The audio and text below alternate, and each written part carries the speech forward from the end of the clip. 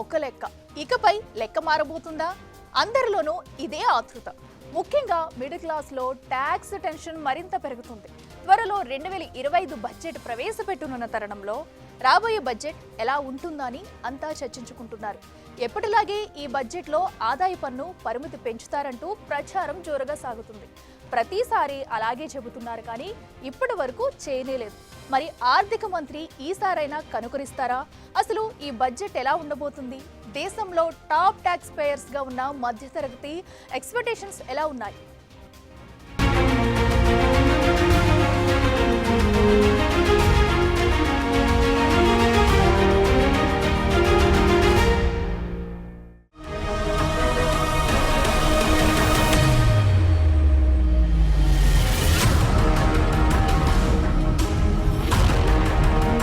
కేంద్ర ఆర్థిక మంత్రి నిర్మలా సీతారామన్ మరికొన్ని రోజుల్లో కేంద్ర బడ్జెట్ 2025ను ప్రవేశపెట్టనున్నారు.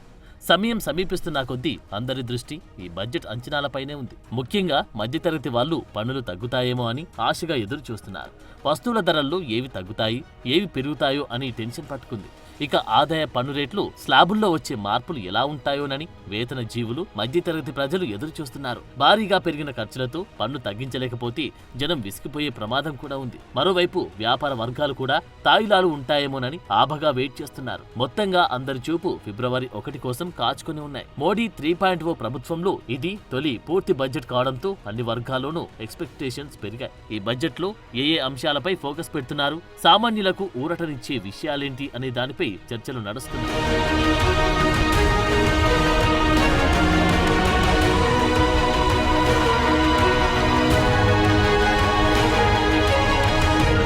పార్లమెంటు బడ్జెట్ సమావేశాలు ఫిబ్రవరి 1, 2025న జరిగే అవకాశం ఉంది. నిర్మలా సీతారామన్ వరుసగా 8వ బడ్జెట్ ప్రవేశపెడుతూ భారతదేశ చరిత్రలో ఇన్నిసార్లు బడ్జెట్ ప్రవేశపెట్టిన మొదటి ఆర్థిక మంత్రిగా రికార్డు సృష్టించారు. ఇక ఈ రికార్డు సంగతి పక్కన పెడితే ఈ బడ్జెట్ లో అయినా పన్ను సంస్కరణల రూపంలో ట్యాక్స్ పేయర్లకు కొంత ఉపశమనం అందుతుందేమోనని అంత ఆశగా ఎదురు చూస్తున్నారు. ముఖ్యంగా మధ్య తరగతి ప్రజలపై భారాన్ని తగ్గించడం, వినియోగదారుల వ్యయం, పెట్టుబడులను పెంచడం లక్ష్యంగా పన్ను స్లాబుల్లో సవరణలు తీసుకొస్తారని అంచనాలు ఎక్కువగా ఉన్నాయి. అయితే ఈ బడ్జెట్ ఆర్థిక వృద్ధికి ప్రాధాన్యత ఇచ్చే అవకాశం ఉందనేది నిపుణుల అభిప్రాయం.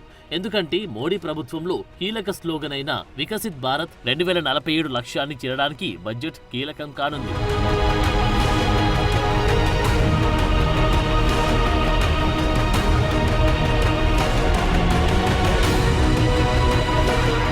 ఈ బడ్జెట్ లో వ్యక్తిగత ట్యాక్స్ పేయర్లకు పన్ను మినహాయింపులు ఉంటాయా లేదా అనే టెన్షన్ పట్టుకుంది. ప్రాథమిక మినహాయింపు పరిమితిలో పెంపు కోసం ఎదురు చూస్తున్నారు. కొత్త విధానం కింద ప్రాథమిక మినహాయింపు పరిమితి 3 లక్షల నుండి 5 లక్షల వరకు పెరుగుతుందని, ఇది వ్యక్తిగత పన్ను చెల్లింపుదారులకు ఉపశమనం కలిగించి పునర్వినియోగ ఆదాయాన్ని పెంచుతుందని భావిస్తున్నారు. అందుకే రాబోయే బడ్జెట్ పై వేతన జీవులు అనేక ఆశలు పెట్టుకున్నారు. ద్రవ్యోల్బణం పెరిగి జీవన వ్యయాలు భారమవుతున్న నేపథ్యంలో పన్ను భారాన్ని తగ్గించాలని కోరుతున్నారు. ఇటీవల పరిశ్రమల సమాఖ్య CII సైతం ఆ దిశగా కేంద్రానికి ప్రతిపాదన పంపింది. 20 లక్షల వరకు ఆదాయం ఉన్న వారికి ఈసారి పన్ను రేట్లలో ఉపశమనం ఇవ్వాల్సిన అవసరం ఉందని పేర్కొంది.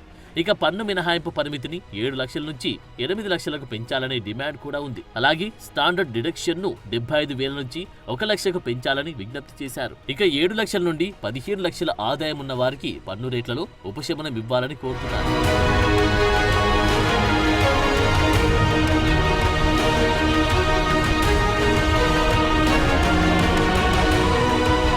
అలాగే ప్రభుత్వం సెక్షన్ 80C కింద పరిమితిని 1.5 లక్షల నుండి 2 లక్షలకు పెంచాలని డిమాండ్లు వస్తున్నాయి. నిజానికి ఇది మోడీ మొదటిసారి పగ్గాలు చేపట్టిన 2014 నుండి మారనే లేదు. 2003లో సెక్షన్ 80C కింద గరిష్టంగా 1 లక్ష వరకు మినహాయింపు లభించింది. 2014లో ఈ పరిమితిని 1.5 లక్షలకు పెంచి కొంత ఉపశమనం కలిగించిన ద్రవ్యోల్బణానికి అనుగుణంగా ఈ పెంపు సరిపోలేదు. పెరుగుతున్న జీవన వ్యయం, పన్ను చెల్లింపుదారులపై పెరుగుతున్న ఆర్థిక భారంతో సెక్షన్ 80C పరిమితిని మరింత పెంచాలని, ప్రభుత్వ ఆర్థిక పరిస్థితులకు అనుగుణంగా దీన్ని 3.5 లక్షలకు పెంచాలని కూడా డిమాండ్లు వినిపిస్తున్నాయి. ఇక రియల్ ఎస్టేట్ రంగం వృద్ధి కోసం, గృహ యజమానుల్ని ప్రోత్సహించడం కోసం హౌసింగ్ లోన్ల వడ్డీపై సెక్షన్ 24B కింద మినహాయింపు పరిమితిని 2 లక్షల నుండి 3 లక్షలకు పెంచాలని ఆశిస్తున్నారు. అలాగే గృహ రుణ వడ్డీ మినహాయింపులను సెక్షన్ 80C కింద కలపొద్దని, ప్రత్యేక అధిక మినహాయింపు పరిమితిని ఇవ్వాలని పలువురు కోరుతున్నారు.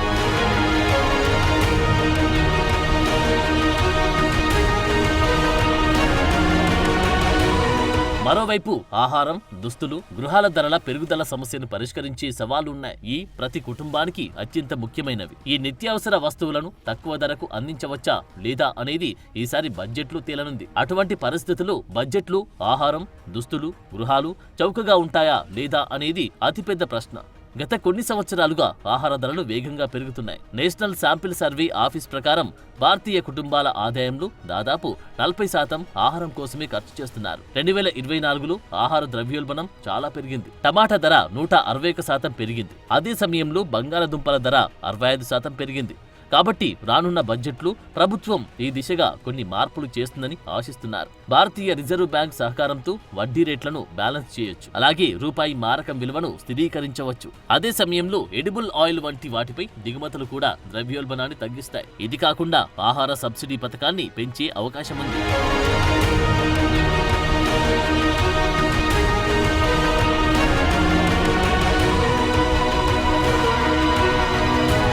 నిజానికి భారతదేశంలోని వరుస ప్రభుత్వాలు మధ్య తరగతిని చాలా కాలంగా బంగారు బాతుగా పరిగణిస్తున్నాయి. పన్ను మినహాయింపులు, వాహనాలు, గృహ కొనుగోళ్లకు ప్రోత్సాహకాలు, తగ్గింపుల పరంగా కార్పొరేషన్లతో సమానంగా ఉండాలని న్యాయమైన డిమాండ్ పెరుగుతోంది. గృహ పొదుపులు చాలా తక్కువ స్థాయిలో ఉన్నప్పుడు కార్పొరేషన్ల వేతనాల పెరుగుదల ద్రవ్యోల్బణాన్ని కవర్ చేయడానికి సరిపోవట్లేదు. ఇలాంటి సమయంలో మధ్య తరగతికి కొంత ఉపశమనం అవసరమన్నది ప్రధానంగా ఉన్న డిమాండ్. ఎందుకంటే మధ్య తరగతి, ముఖ్యంగా జీతాలు పొందే తరగతి దేశ పన్ను భారాన్ని ఎలా మోస్తున్నారనే దానిపై కొన్ని సంవత్సరాలుగా చర్చ నడుస్తోంది. ఇక వ్యక్తిగత పన్ను చెల్లింపుదారుల సంఖ్య తక్కువే అయినప్పటికీ వీళ్ళే ఎక్కువ భారం మోస్తున్నారు. అందుకే పన్నుల్లో ఉపశమనం కోరుతున్నారు.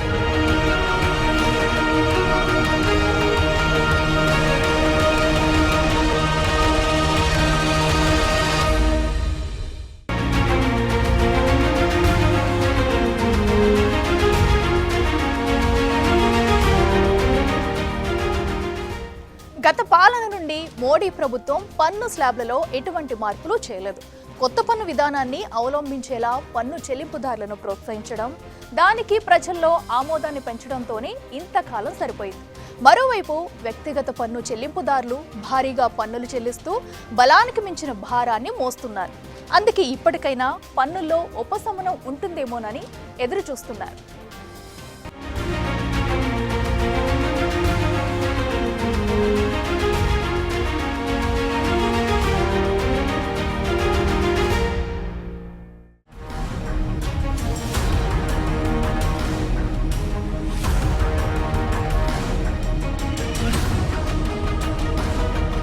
గత కొన్ని సంవత్సరాలుగా భారతదేశంలోని మధ్యతరగతి పన్ను చెల్లింపుదారులు అధికంగా అంచనాలు పెట్టుకుంటూనే ఉన్నారు. కానీ బడ్జెట్ ప్రకటనల తర్వాత నిరాశ చెందడం సర్వసాధారణంగా మారింది.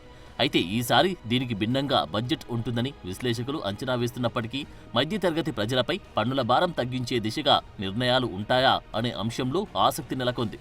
అలాగే బేసిక్ ఎగ్జంప్షన్ పెంచడంతో పాటు ట్యాక్స్ స్లాబ్స్ సవరించే అవకాశాలు ఉన్నాయో లేదో అర్థం కావట్లేదు. నిజానికి మధ్య తరగతి, ముఖ్యంగా జీతాలు పొందే తరగతి దేశ పన్ను భారాన్ని భారీగా మోస్తున్నారు. వ్యక్తిగత పన్ను చెల్లింపుదారుల సంఖ్య తక్కువే అయినప్పటికీ ఎక్కువ పన్ను భారం వీళ్ల మీదే ఉంటోంది. కార్పొరేషన్ల పన్ను భారం తగ్గి వ్యక్తిగత పన్నుదారులకు తడిసి మోపడవుతోంది.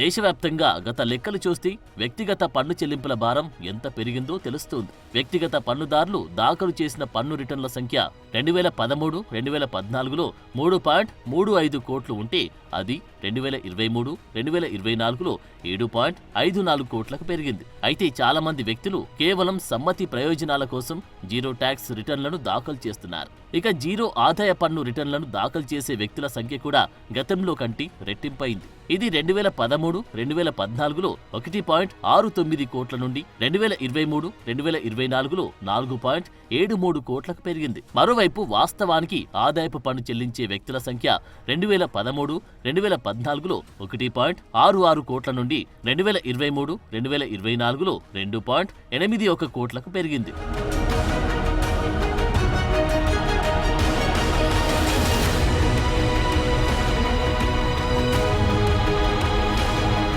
సెప్టెంబర్ 2019లో ప్రభుత్వం ప్రస్తుత కంపెనీలకు బేస్ కార్పొరేట్ పన్ను రేటును 30% నుండి 22%కి, అక్టోబర్ 1, 2019 తర్వాత విలీనం చేసిన కొత్త తయారీ సంస్థలకు 25% నుండి 15%కి తగ్గిస్తున్నట్లు ప్రకటించింది. ఈ ప్రకటన తర్వాత కార్పొరేట్ ఆదాయపు పన్ను వసూళ్లు వ్యక్తిగత ఆదాయపు పన్ను వసూళ్లతో పోలిస్తే భారీగా తగ్గాయి. 2000, 2010 నుండి 2019, 2020 వరకు 0.7x ఉన్న personal income tax, corporate income tax నిష్పత్తి 2020, 2021 నుండి 2024, 2025 బడ్జెట్లో 1.1x కి పెరిగింది. అలాగే కార్పొరేట్ ఆదాయపు పన్ను వసూళ్లు 2019, 20లో 5.56 లక్షల కోట్ల నుండి 2024, 2025లో 10.2 లక్షల కోట్లకు పెరిగాయి. అంటే ఇది 83% పెరుగుదల. అదే కాలంలో పర్సనల్ ఇన్కమ్ ట్యాక్స్ వసూళ్లు 4.92 లక్షల కోట్ల నుండి 11.87 లక్షల కోట్లకు పెరిగింది.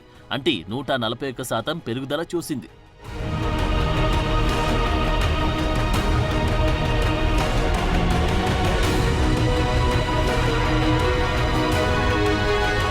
ఇక పర్సనల్ ఇన్కమ్ ట్యాక్స్ ద్వారా జీఎస్టీకి భారీగా విరాళం అందుతోంది. భారతదేశంలో వార్షిక జీఎస్టీ వసూళ్లు 18 లక్షల కోట్ల నుండి 20 లక్షల కోట్ల వరకు ఉంది. ఈ మొత్తంలో వ్యక్తులు, కార్పొరేషన్ల వాటాల భాగస్వామ్యం ఎంతో విభజన లెక్కలను ప్రభుత్వం చూపించదు.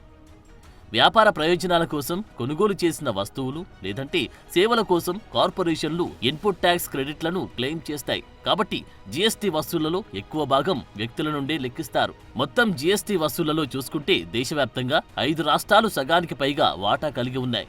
మహారాష్ట్రకు 21.2%తో అత్యధిక వాటా ఉంది.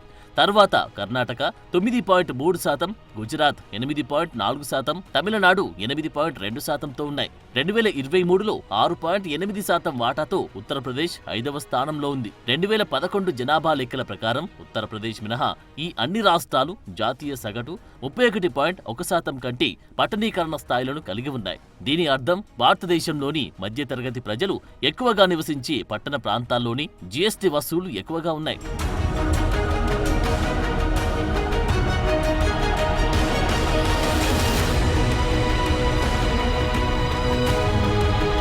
మధ్యతరగతి భుజాలపైన ఉన్న భారం తెలియాలంటే కొన్ని ఉదాహరణలున్నాయి. 10 లక్షలు సంపాదించి 30% జాతీయ పన్ను రేటు ఆదా చేసే వ్యక్తికి వినియోగంపై సగటున 15% జీఎస్టీ రేటు ప్రకారం పన్ను చెల్లింపు దాదాపు 1.6 లక్షలకు చేరుకుంటుంది. అంటే ఒక వ్యక్తి మొత్తం ఆదాయంలో 16% జీఎస్టీ చెల్లిస్తున్నారు. అదే వ్యక్తి తన ఆదాయంలో 15% ఆదా చేస్తే ఖర్చు 18%.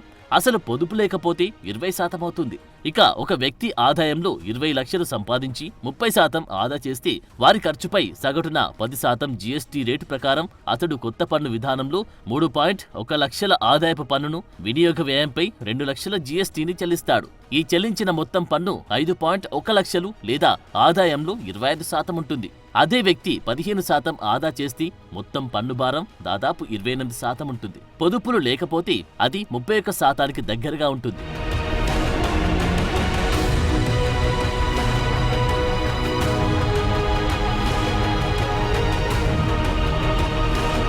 అలాగే ఒక వ్యక్తి 1 కోటి రూపాయలు సంపాదించి 30% ఆదా చేస్తాడని అనుకుంటే సగటున వినియోగ వ్యయంపై 23% జీఎస్టీ రేటుతో పన్ను భారం ప్రత్యక్షంగా పరోక్షంగా దాదాపు 40 లక్షలు లేదా ఆదాయంలో 40% ఉంటుంది. అదే వ్యక్తి 15% ఆదా చేస్తే పన్ను భారం 43%కి పెరుగుతుంది. పొదుపులు లేకపోతే భారం 47%కి పెరుగుతుంది. దీన్ని బట్టి వ్యక్తుల తమ ఆదాయంలో భారీగా పన్నుల రూపంలో చెల్లిస్తున్నారు. కానీ వీళ్లకు పన్ను మినహాయింపులు తగ్గట్లేదు. నిజానికి పన్ను స్లాబ్లను తగ్గించడం, మినహాయింపు పరిమితులను పెంచడం వల్ల కుటుంబాలపై ఆర్థిక ఒత్తిడిని బాగా తగ్గించవచ్చు. పొదుపు చేస్తేనే వారు ఎక్కువ ఖర్చు చేయడంలో ఇది సహాయపడుతుంది. వినియోగంలో ఈ పెరుగుదల ఆర్థిక వృద్ధిని నడిపించడంలో కీలక పాత్ర పోషిస్తుంది. అంతేకాకుండా గ్రీన్ ఎనర్జీ, ఆర్టిఫిషియల్ ఇంటెలిజెన్స్ వంటి భవిష్యత్తు దృష్టిగల రంగాలలో లక్ష్యంగా ఉన్న పన్ను ప్రయోజనాలు ఈ రంగాలలో పెట్టుబడులను ప్రోత్సహిస్తాయి. ఇటువంటి చర్యలు భారతదేశ స్థిరమైన వృద్ధి ఆశయాలకు అనుగుణంగా ఉండడమే కాకుండా అభివృద్ధి చెందుతున్న రంగాల్లో కొత్త ఆవిష్కరణలు, వ్యవస్థాపకతకు కూడా ప్రోత్సాహం అందిస్తాయి.